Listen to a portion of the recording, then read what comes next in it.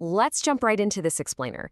Today, we're unpacking a really brilliant 10-day classroom simulation that literally tricks sixth graders just to teach them how to think. It's this fascinating exercise in literary criticism, but honestly, it doubles as a grueling psychological obstacle course. And the crazy thing? The exact same traps they set for these kids are the ones that trip us up as adults every single day. So we're exploring a curriculum called The Review. Now, on paper, it sounds pretty straightforward.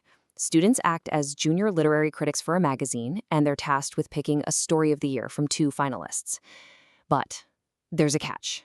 A massive, hidden psychological catch.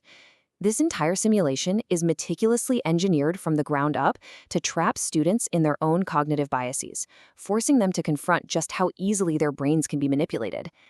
The whole 10-day exercise actually revolves around one ruthless, almost counterintuitive design rule. The boring choice wins. The curriculum is built to reward the kids who are willing to read closely and rely strictly on the evidence. On the flip side, it heavily punishes those who rush, who just lazily follow the crowd, or who let their adrenaline-fueled first impressions do all the heavy lifting. That brings us to Section 1, the setup and the split, a tale of 2 stories. Let's see how this brilliant trap actually plays out on day 1, where the simulation immediately splits the classroom as the kids read the openings of 2 very different short stories. And almost instantly, a psychological trap is sprung. First up is Story A, The Last Expedition. It opens with this immediate, terrifying action. The rope snapped at 40 feet. A cave diver named Maya falls, breaking her ankle in the pitch blackness of an underground cavern. It's highly cinematic, incredibly fast-paced, and it immediately grabs the students' attention. You can literally feel the buzz in the room. They are hooked right from that snapped rope. But then, contrast that with Story B, Tuesday Afternoon. This opening is totally different. The bookshelf had been Arthur's. It's a quiet, slow burn opening about a retired teacher organizing a dusty bookshelf that belonged to her late husband. Now, as you can probably guess, this usually gets a polite, somewhat glazed-over, bored silence from a room full of 11-year-olds.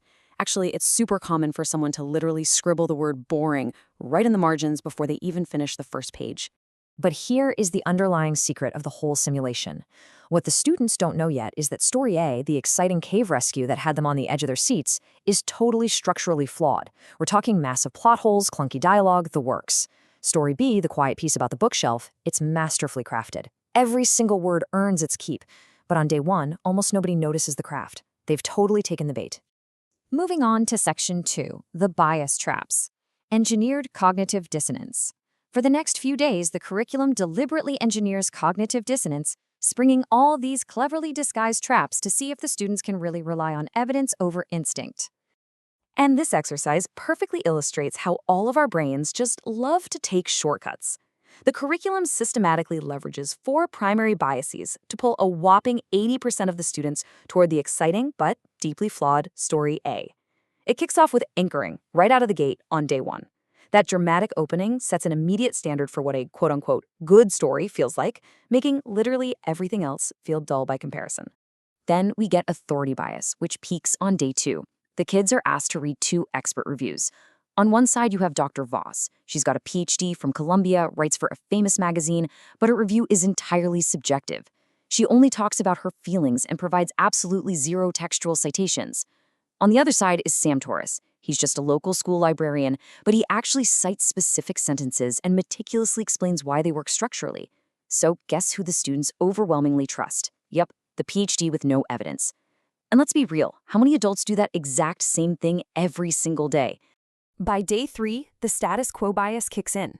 Students are shown aggregate reader ratings, and Story A is sitting at a sparkling 4.7 stars from hundreds of enthusiastic readers. Meanwhile, Story B has a measly 3.2. Those massively high reader ratings make Story A's sheer popularity feel like objective proof of its quality. It totally masks the fact that those reviews are just reacting to the surface-level excitement, not the actual writing craft. When you look at the emotional arc of the whole simulation, it's a pretty wild ride. Students start day 1 with absolute certainty that Story A is the obvious winner, but watch how this shifts over time.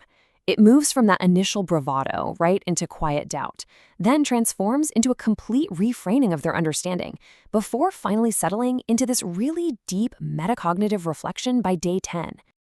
Which brings us to Section 3, the craft reveal, breaking the illusion. On day 4, the ground completely shifts under the students' feet when they are handed a new tool called the Literary Craft Analysis Guide. This guide introduces 6 purely objective criteria to evaluate the writing. It completely takes feelings out of the equation. We're looking at things like structural consistency and detail function.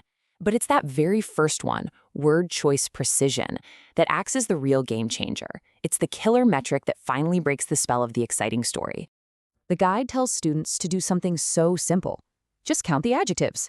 Suddenly, they're stunned to see that the thrilling crystal cave scene from Story A repeatedly uses the exact same words, gleaming, vast, and ancient, over and over again in the span of just 8 sentences.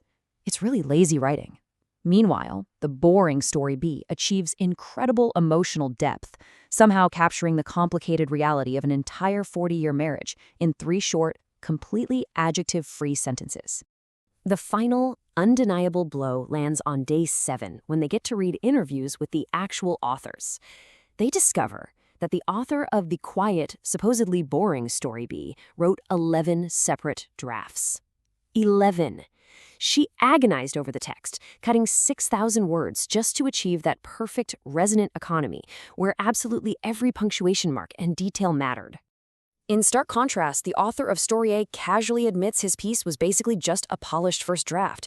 His editor told him the market really wanted action, so he literally cut 30 pages of vital character logic just to shove in that highly marketable cave rescue scene. That is exactly why the characters' motivations didn't make any sense. Finally, the students see the man behind the curtain. And that leads us to the finale, Section 4, The Boring Choice Wins, a metacognitive resolution. As we reach day 10, the simulation forces students to look in the mirror and evaluate their own minds, comparing their total day 1 certainty to their radically different day 10 reality. Tracing their thinking across the 10 days reveals a really clear path. Step 1, they start from an initial feeling-based pick where adrenaline completely drove the bus. Step 2, they push through the highly uncomfortable process of objective craft analysis. And finally, Step 3, they arrive at a stark recognition of their own blind spots. They have to face the music and admit they were easily manipulated by excitement, fake authority, and peer pressure. So here is the absolute crucial point, the powerful takeaway at the very end of the simulation. The difference between a casual reader and a true critic isn't innate talent, it's patience. It's the willingness to slow down, to actually look at the cold, hard evidence right there on the page, and not just blindly trust your first adrenaline-fueled impression. It's an absolutely incredible lesson for 6th graders, right? But honestly, this applies perfectly to all of us. I want to leave you with this final thought to consider for your own daily media consumption. Are you letting the noise of excitement, popularity, and loud authority blind you to true craft? Do you have the patience to see what's actually there? Thanks for joining me on this explainer, and I'll catch you next time.